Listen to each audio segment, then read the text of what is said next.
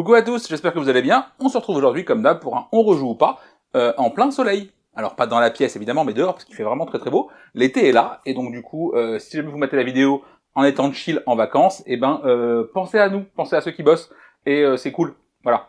Bon alors, aujourd'hui on va vous parler, pas de nouveautés, parce que les nouveautés, elles sont nulles. Il n'y a rien de bien cette année qui sort.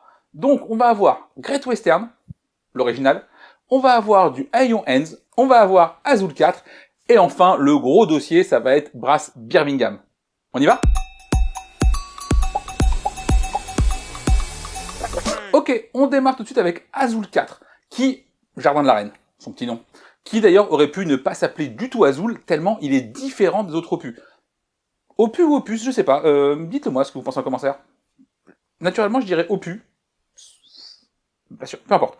Donc, Azul 4, comment ça marche globalement? Donc c'est un jeu où la mécanique de prise va être sensiblement semblable aux autres Azul, et encore, c'est pas exactement vrai. C'est pour ça que je dis qu'il pourrait vraiment ne pas s'appeler Azul, dans le sens où vous allez prendre, comme d'hab, soit les mêmes symboles, soit les mêmes couleurs. Du coup, il y a deux éléments distincts à prendre en compte maintenant sur les tuiles, et à côté de ça, vous allez devoir les peser sur votre plateau pour former des séries de motifs ou de couleurs identiques.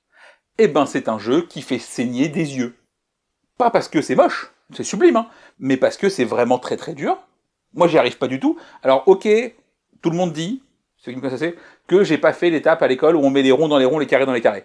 Et dès qu'il y a un truc géométrique à faire, c'est une catastrophe. Pour moi, c'est une galère. Certes.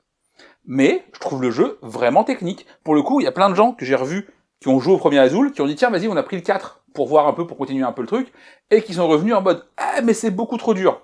Oui, oui, le jeu est infiniment plus dur que le premier. Il est beaucoup plus technique, ça demande d'anticiper sur plusieurs tours à l'avance, sur plusieurs coups, parce qu'en gros, pour poser une tuile, il faudra défausser d'autres tuiles de la même couleur ou du même symbole selon le niveau de la tuile. Pour poser une tuile niveau 3, il faut défausser deux autres tuiles pour la poser. Et du coup, ça demande, c'est une galère. En plus, pareil, les scorings sont pas les mêmes selon les manches. Ça demande infiniment plus de planification, plus de maîtrise que le premier. Alors, c'est aussi ce qui le rend si bien. C'est que si vous aimez un petit peu vous saigner le cerveau, vous allez être servi, parce qu'on est vraiment sur du gros jeu.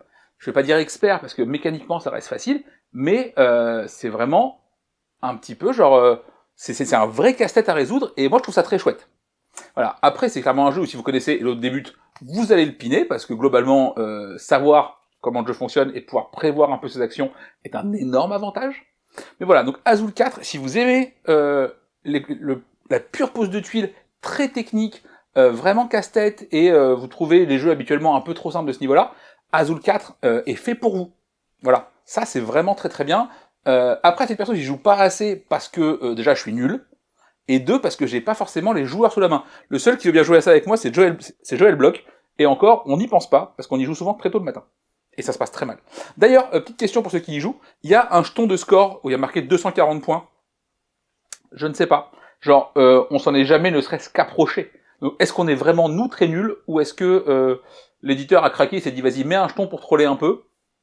Voilà, je sais pas. Donc si jamais vous avez réussi à le faire, dites-le nous en commentaire, comme ça au moins on sait si on est juste nul ou s'il y a un truc.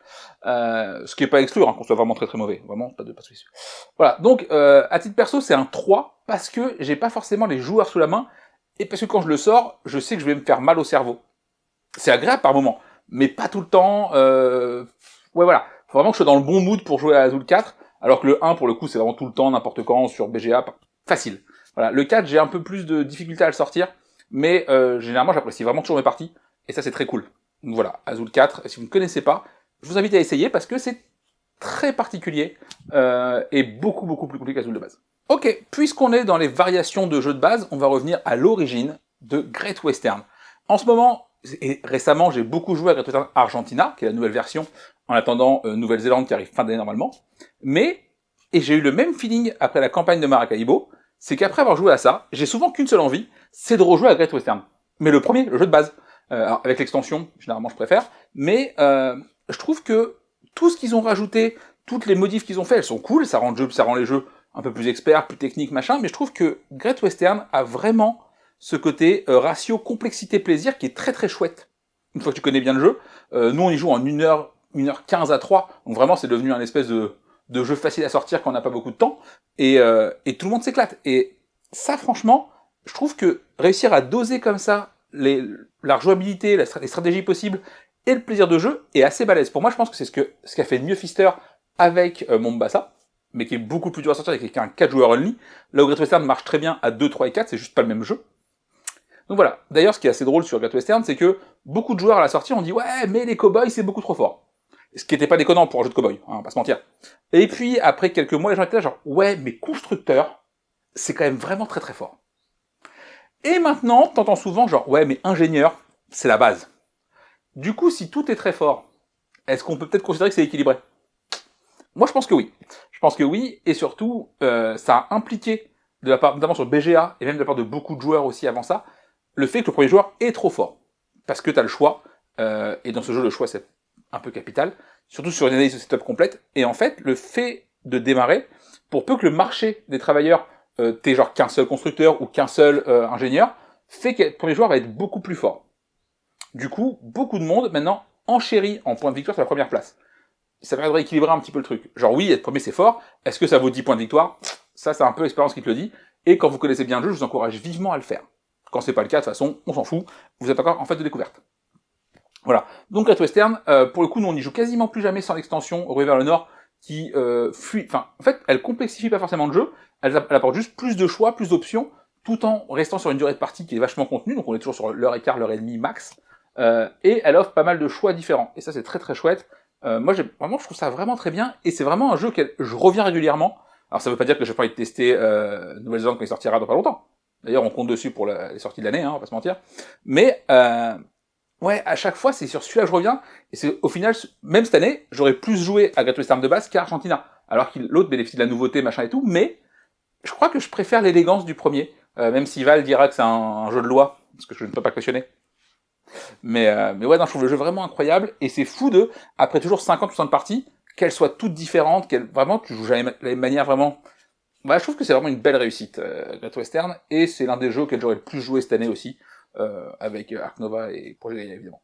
Donc voilà, donc l'envie d'y rejouer, on est sur un 4, voire même sur un 5 encore, parce que c'est toujours moi qui le propose, j'hésite pas à y aller, on est sur un, ouais, c'est vraiment l'espèce de staple, genre de truc qu'on va faire, parce que c'est cool, et à faire découvrir, c'est toujours ultra agréable, même si, le petit reproche, c'est qu'on a souvent, je sais pas si c'est vous ça, quand on expliquait les règles, il y a des jeux où t'es là, genre t'expliques tout et tu fais « Ah attends, je t'ai pas dit ».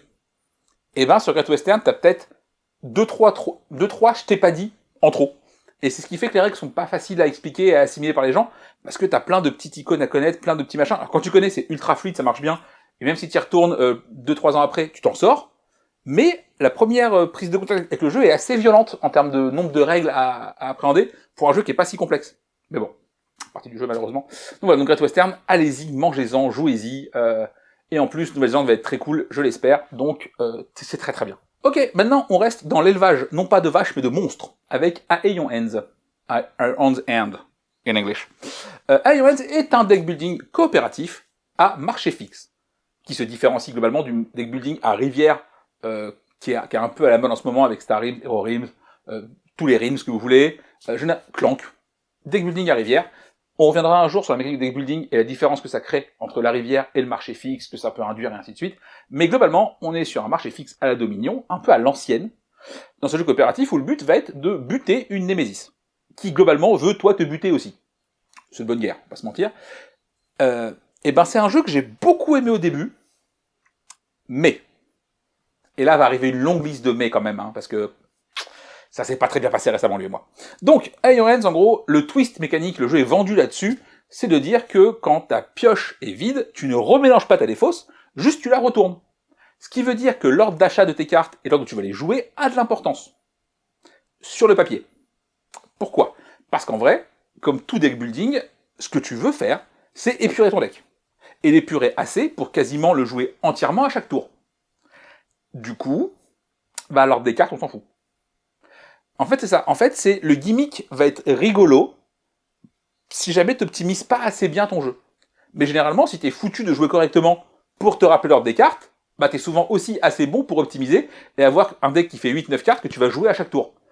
Du coup, je trouve que le gimmick est rigolo sur le papier, mais qu'en pratique, on s'en fout un peu. Premier point. Deuxième point, c'est un jeu coopératif, on l'a dit, qui marche très bien à 1, 2 et 4 joueurs, et moins à 3. Pourquoi? Pour l'ordre du tour, vous mélangez des cartes, 1, 2, 3, 4, Némésis, Némésis, quand vous jouez à 4, et dès qu'on tire une carte, c'est la carte tirée qui va jouer. Quand tout a été tiré, on remélange sa partie. Globalement, c'est un petit peu ça l'esprit. Et ben, quand vous jouez à 3, il y a une des cartes qui va faire rejouer un des joueurs, au choix des joueurs eux-mêmes. Et ben du coup, tu arrives à une situation où généralement c'est le même joueur qu'on va faire jouer à chaque fois. Ce qui veut dire que le joueur va représenter 50% des actions du groupe pendant la partie. Et globalement, il va pouvoir jouer un peu tout seul, un peu... Du coup, nous on a dû mettre une règle un peu maison qui est que quand ce joueur a déjà rejoué une première fois, il peut pas à nouveau rejouer tant que les autres n'ont pas joué aussi. Ce qui fait que tout le monde reste concerné par la partie, parce que sinon, tu ne représentes que 25% de ton équipe quand tu joues des cartes. Et c'est pas assez impactant, c'est pas assez fort, et tu peux te désengager un peu mentalement du jeu. Donc voilà. Après, jouer à 3-4, de toute façon, c'était long, pas ouf. Donc vraiment, c'est un jeu qui est fait pour 1-2 à mon sens. Voilà. Mais déjà, donc à 3, t'as vraiment une faiblesse mécanique à ce niveau-là. Et enfin, et pour moi c'est le souci principal du jeu, c'est qu'en gros, le jeu va t'en mettre plein la gueule. Pendant 4, 5, 8, 10 tours. Tu vas ramasser. Vraiment, l'analyse va être ultra forte. Toi, tu vas te battre avec tes vieilles boules de feu dégueulasses en plastique qui font pas de dégâts et un vieux carambar moisi. Et l'autre va t'envoyer des missiles, des scuds dans la tête, t'es pas prêt. Mais si jamais tu ne perds pas, en gros, si jamais tu plies sans rompre, bonjour petit roseau, eh ben, tu vas forcément finir par gagner.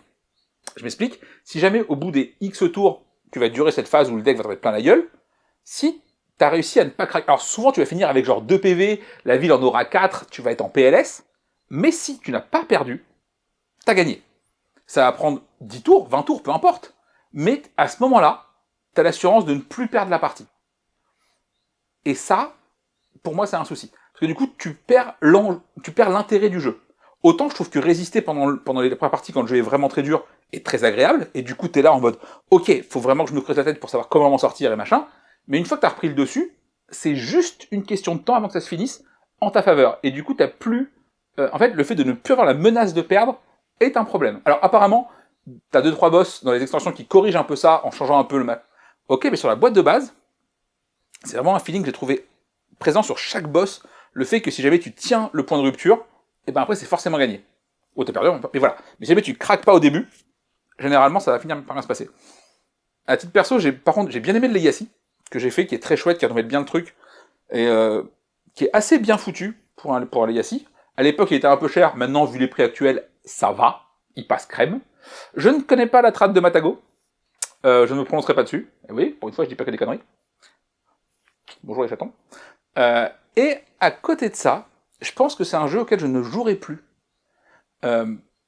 Parce que je trouve que le gimmick marche pas sur moi. Et je vais préférer jouer à d'autres deck building si j'ai le choix, notamment Puzzle Strike, par exemple, ou des trucs à l'inverse beaucoup plus rapides, beaucoup plus simples et évidents. Parce que je trouve qu'au final, c'est quand même des parties qui sont relativement longues pour du deck building, et moi ça m'ennuie un peu. Est-ce que j'y rejoue?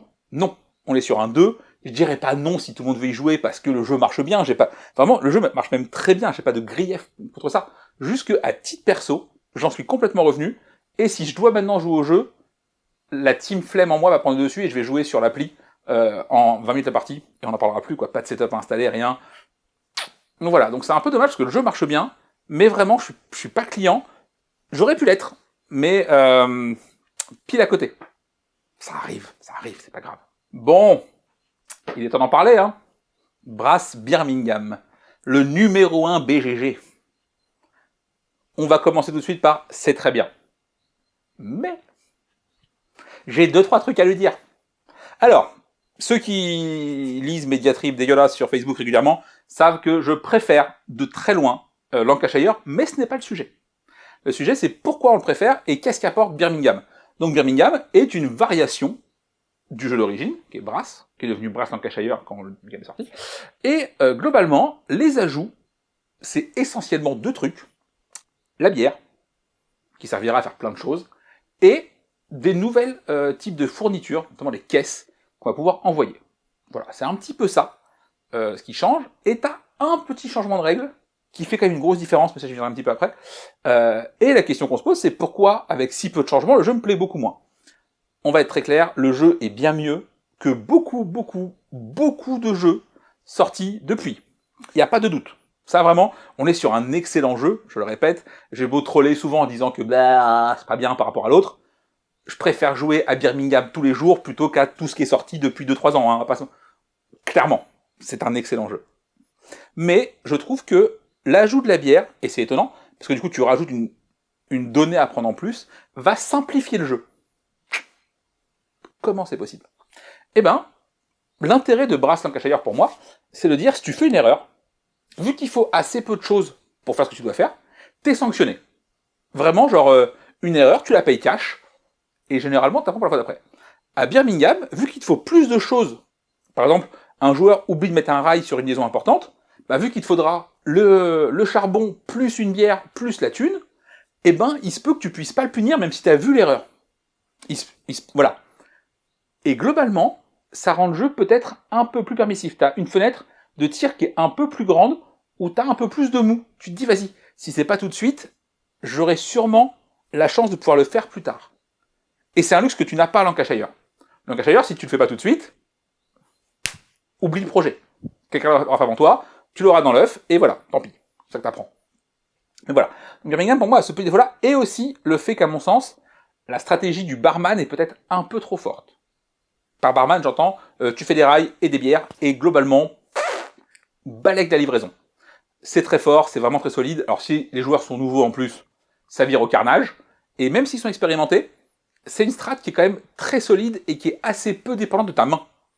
Et ça, c'est un vrai luxe, du coup, parce que t'es pas soumis à l'aléatoire, t'es stable, et tu peux le faire quasiment tout le temps. Voilà. Et ça, c'est un autre petit souci. À côté de ça, Birmingham, je vais vraiment préférer faire découvrir à des nouveaux joueurs plutôt que Lancashire. Parce que Lancashire, si vraiment tu joues, entre guillemets, de manière agressive avec des nouveaux joueurs, ils vont passer une partie, elle va être dégueulasse. Ça va être un drame. Ils vont pas s'amuser. Alors toi, oui, tu vas être là genre, je suis un monstre. Voilà, eux, ils vont être là genre, mais ton jeu, on peut rien faire, c'est de la merde. Voilà. Birmingham a un peu moins ce côté-là. L'autre changement de règle qui change beaucoup de choses, c'est le fait de pouvoir poser ton premier bateau ou ton premier rail, mais ça c'est beaucoup plus rare, où tu veux, si tu n'as pas de réseau. Ça change tellement de paramètres, et ça fait que tes ouvertures sont beaucoup plus, pour le coup, diversifiées à Birmingham qu'à Lancashire. À Lancashire, vu que ça n'arrive pas, t'es ok. Tu peux faire des moves qui sont relativement stables au tour 1, et que ça se passe bien. Sur Birmingham, ce petit changement ouvre complètement le jeu, et ça par contre, je trouve que c'est une excellente chose, et on n'a pas hésité, nous, à le mettre dans Lancashire. Mais c'est très perso, et parfois, très souvent, quand les joueurs veulent pas, on joue sans, mais si on peut, j'aime bien quand même. Donc voilà. Après, est-ce que ça marche? Si, l'autre intérêt, Birmingham, c'est que le jeu marche relativement bien à deux. Lancashire à deux, faites pas ça par pitié.